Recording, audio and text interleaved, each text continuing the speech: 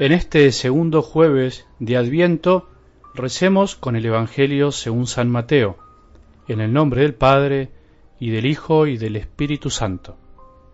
Jesús dijo a la multitud: les aseguro que no ha nacido ningún hombre más grande que Juan el Bautista, y sin embargo, el más pequeño en el reino de los cielos es más grande que él. Desde la época de Juan el Bautista hasta ahora, el reino de los cielos es combatido violentamente y los violentos intentan arrebatarlo, porque todos los profetas, lo mismo que la ley, han profetizado hasta Juan, y si ustedes quieren creerme, él es aquel Elías que debe volver. El que tenga oídos, que oiga. Palabra del Señor.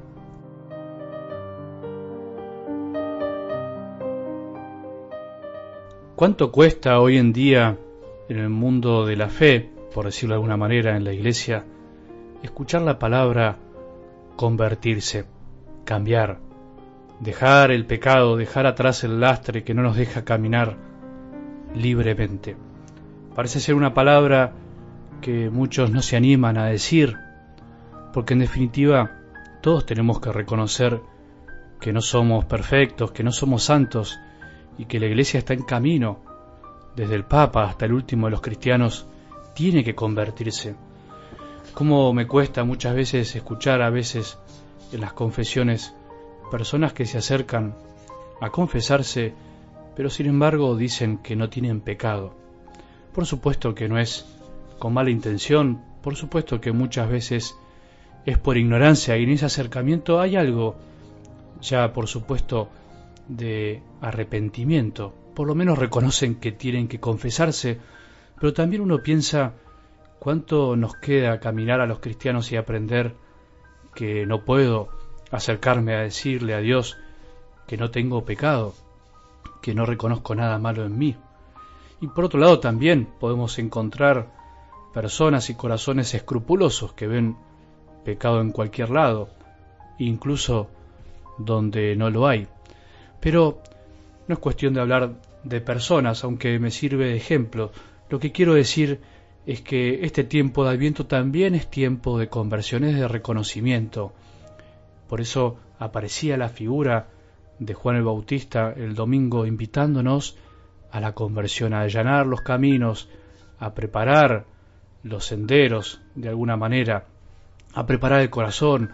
Esa frase tan trillada que la decimos tantas veces, pero ¿qué hacemos para allanar el camino? ¿Qué hacemos para preparar el corazón? ¿Nos sentamos realmente algún día en este tiempo para hacer silencio y decir: Señor, ¿qué tengo que cambiar? ¿Qué ves en mí que yo no veo?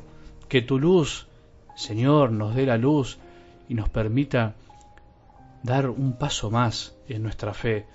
No podemos vivir en la mediocridad de este mundo, no podemos pensar que somos cristianos que no tenemos que cambiar. Tenemos que cambiar nuestra manera de pensar como piensa Dios. Tenemos que dominar nuestras pasiones, nuestros deseos que a veces nos abruman y nos hacen reaccionar de modo que no nos parecemos en nada a Jesús. Tenemos que continuamente abrirnos a su gracia, a la oración, al silencio. Para eso es el tiempo de Adviento. Despertémonos que llega Cristo. Cristo siempre está, somos nosotros los que no lo escuchamos. Por eso solamente puede escuchar a Dios aquel que se anima a ir al desierto, como Juan el Bautista, el que se anima a apartarse un poquito. Qué bueno sería que en estos días hagamos un poco de silencio, tomate un tiempo para ir al Santísimo, a la adoración, a la Eucaristía, tomate un tiempo para acercarte a un pesebre y preguntarte con sinceridad: Señor, ¿en qué me tengo que convertir? ¿Qué tengo que cambiar? Dame tu fuerza, dame tu gracia, porque yo no puedo. Quiero ser más feliz, más santo, más entregado. Con respecto a algo del Evangelio de hoy, parece difícil entender que Jesús diga que no ha nacido ningún hombre más grande que Juan el Bautista, y sin embargo, el más pequeño en el reino de los cielos es más grande que él. ¿Cómo se explica esto?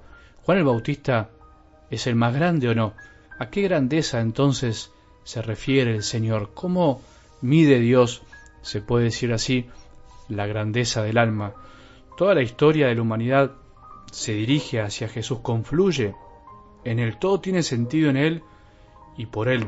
Por eso los profetas anunciaron su venida, por eso Juan el Bautista fue el precursor, nació solo para eso, para anticipar su venida y preparar el camino.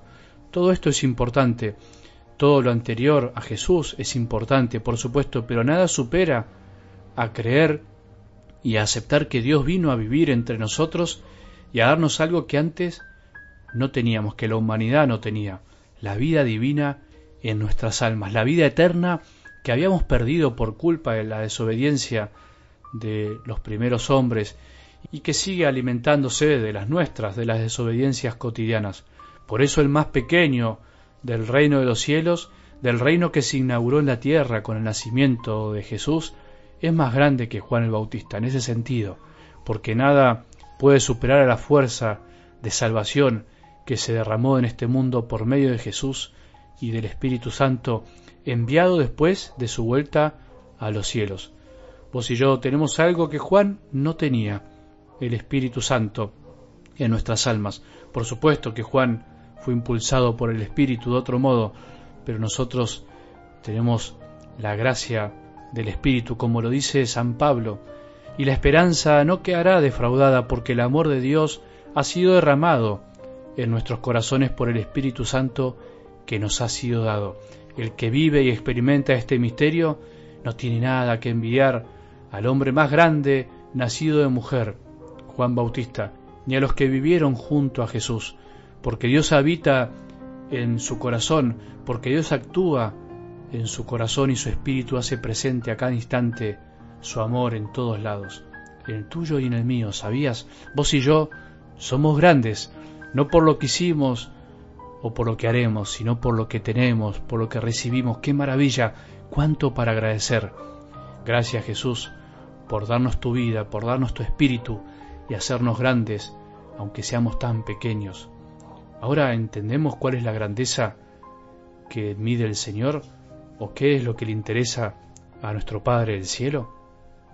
Que tengamos un buen día y que la bendición de Dios, que es Padre misericordioso, Hijo y Espíritu Santo, descienda sobre nuestros corazones y permanezca para siempre.